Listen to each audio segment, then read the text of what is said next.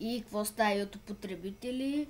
Днес започвам нов клип, но преди него искам да ви съобщя нещо, че ми купиха нова клавиатура, но компютъра ми е прекалено бавен, за да снимам поредица на Майнкрафт и не мога да снимам.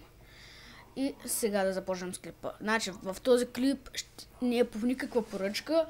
Ще го покажа как да си почистим локален диск C с много хубава и ефективна програма. Ще почистим само от ненужни файлове, временни файлове, всички ненужни файлове. Аз много се гордя с тази програма. Изчисти ми 2 гигабайта и нещо. И нищо не ми изстрелва игри, нищо. Този час имам само една игра. Дори не е нужно да опитвате. Знам, че много хора опитват по един такъв начин. Натискат тук десен бутон, свойства, почистване на диска, но това не е толкова ефективен начин. По-ефективният начин е тази програма Cleaner Free, но със звънце. Така, да ви покажа сега как работи ли. Значи, ето, тук ще ви пусне и натискаме тук анализ. Ето 3 ненужни файла, които имам. И независимо, че ми изчисти малко, преди малко бях изчистил. И натискаме стартиране на почистването.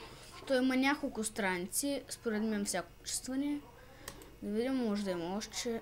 Така, и ето, когато ви изпише това, значи няма повече файлове за почистване. И тогава ще ви почисти диска.